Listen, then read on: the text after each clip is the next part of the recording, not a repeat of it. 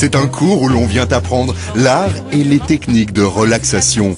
Et en matière de bien-être, il y a désormais une botte secrète que la vingtaine de stagiaires va bientôt découvrir. Ça, c'est une feuille de mon aloe. C'est John. C'est un morceau de John. Isabelle est naturopathe et dirige la formation. Et John, c'est son chouchou, une plante qu'elle découpe en morceaux et qui crée toujours la surprise.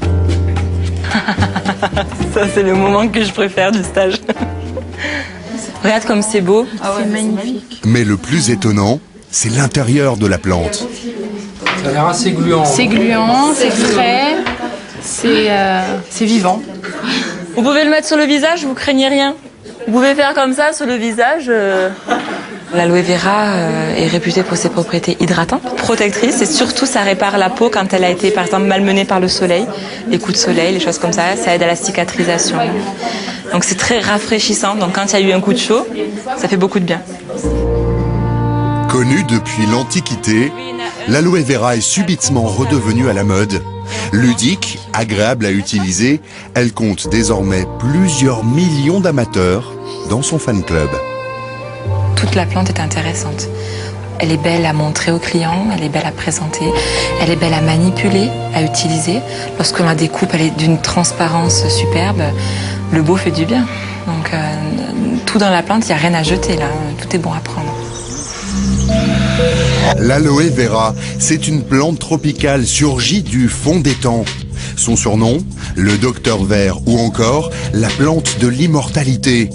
Sur Internet, ses adeptes vont même jusqu'à lui prêter des vertus contre certaines maladies graves. Mais la plante est surtout miraculeuse pour le commerce. Depuis quelques années, elle a envahi tous les produits de consommation.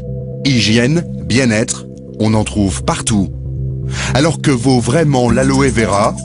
Est-ce la plante miracle tant vantée ou le nouvel élixir des marchands de bien-être?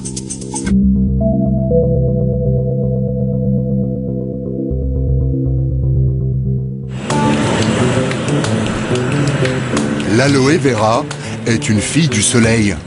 Pour la trouver, il faut grimper dans les montagnes d'Andalousie, en Espagne. Juchées sur les collines, les fincas, les fermes locales. Sur ces terres arides, poussent surtout des fruits tropicaux, mangue, litchi ou avocat. Et c'est ici qu'un couple de Français, Patrick et Sylviane, s'est lancé dans la production d'aloe vera. Leur plantation est entièrement bio. Hola, hola. Les plants sont perchés à 800 mètres d'altitude, en pleine nature. Cela fait 20 ans que Patrick et Sylviane cultivent l'aloe vera. Ce matin, ils viennent voir où en est leur future récolte. Ils sont beaux ceux-là, dis donc. Hein. Il y a des pépères là-dedans. On va vers la cueillette. La plante est généreuse, elle peut se cueillir tout au long de l'année. Alors cette plante, c'est quoi? C'est un cactus Non, c'est un liliacé. La même famille que l'oignon, l'ail, le lys. C'est pas du tout un cacté. On cueille les feuilles basses, qui sont les plus grosses et les plus charnues, pour bien sûr avoir le maximum de mucilage à l'intérieur. Le mucilage, c'est la pulpe au cœur de la plante. Donc là, Sylviane, c'est ça qui est intéressant. Voilà, c'est ça, cette partie blanche qui est intéressante, Ah bon. qui sert à faire le jus. C'est bon. Voilà. Buena calidad. L'aloe vera se consomme d'abord en jus. Bon, on l'épluche un peu mieux que ce que je l'ai fait. On le broie et après on le met en bouteille. Donc ça va faire le jus. De ce jus, on va en boire et on va s'en servir pour mettre dans les cosmétiques. Et c'est là qu'on s'aperçoit que la qualité, tous ces filaments, ça fait la qualité du jus. Et ça rend la peau très douce et très hydratée et très restructurée, très régénérée. Voilà. Mais il faut avoir cette qualité-là. Vous voyez ce qu'on...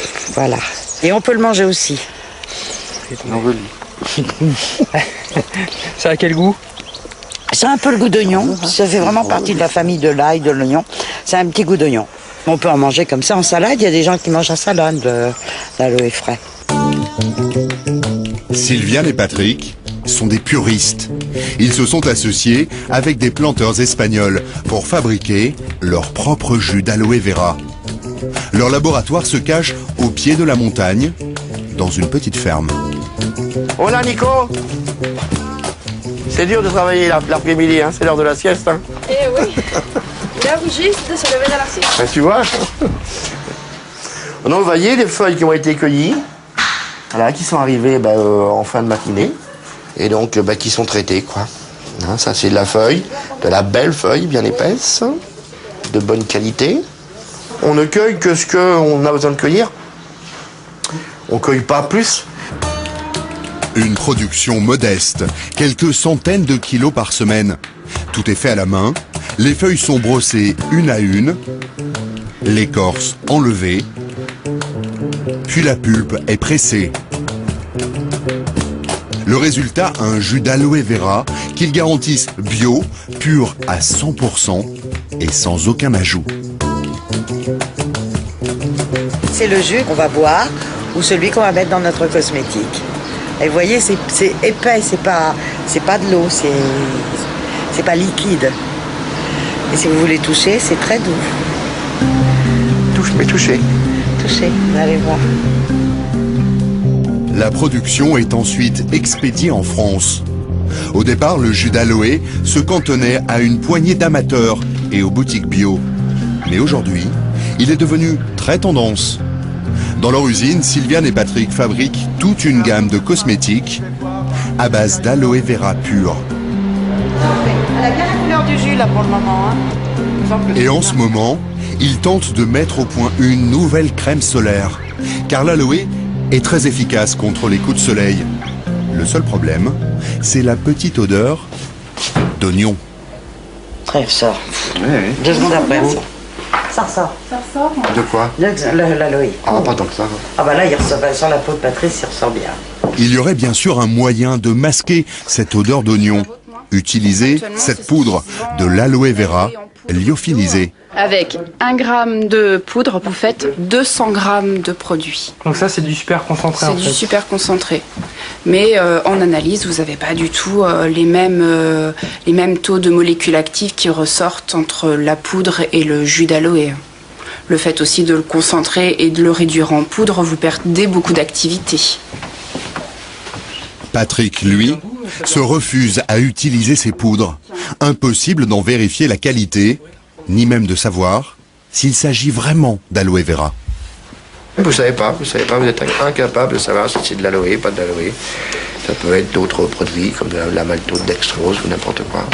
Ce sont des produits qui sont très très souvent coupés, rallongés. Et vous refusez d'utiliser ou de réduire votre aloe en Absolument, poudre? absolument. Aucun intérêt. Pour nous. Aucun. Où est la plante là? Cette poudre d'aloe vera, il est très facile de s'en procurer. Sur Internet, des centaines de fabricants chinois, pour la plupart, en proposent à des prix imbattables.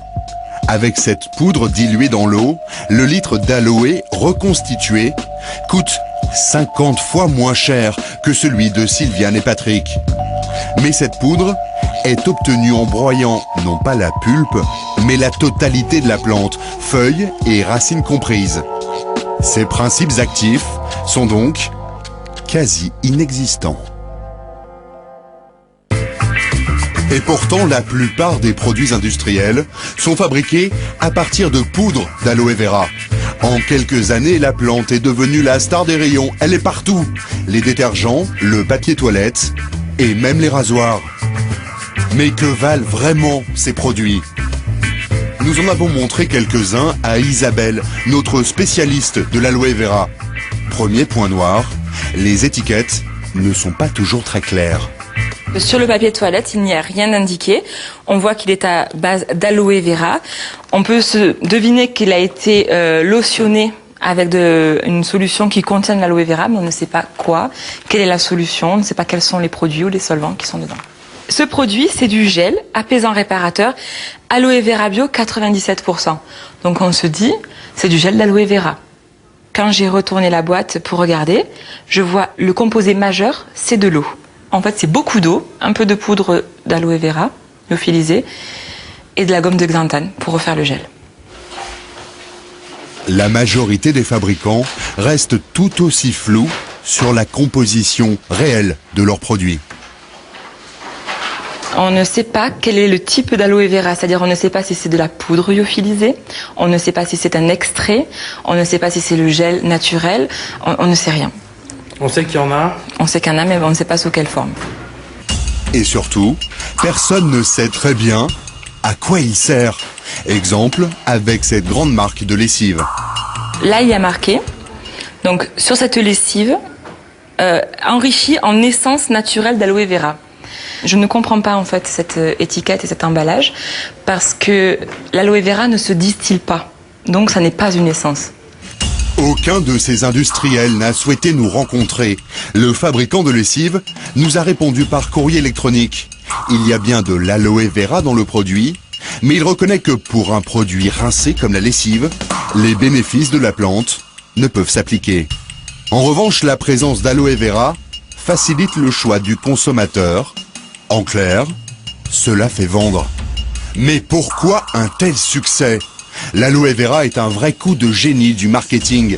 Des propriétés apaisantes, un nom exotique, c'est le cocktail gagnant en pleine mode du bien-être et du naturel.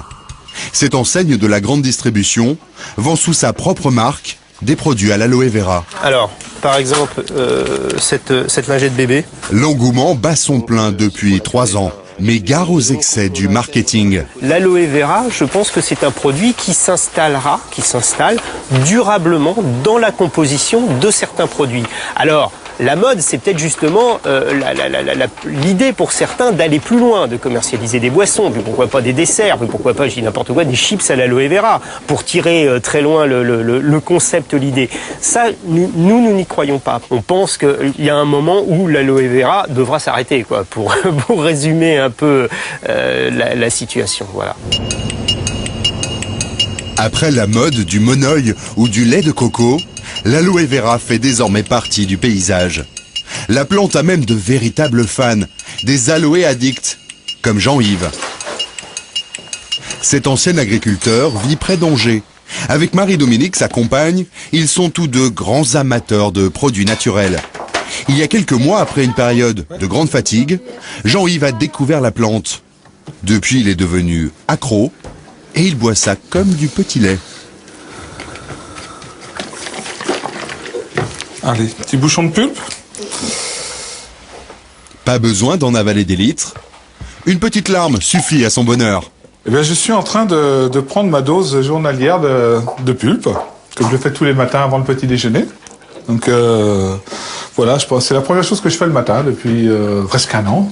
Je sens un bienfait, c'est un bien-être, le fait, c'est du tonus, c'est une énergie que j'ai et que, moi, je sais pas, je l'utilise tous les jours, cette énergie, je me sens bien.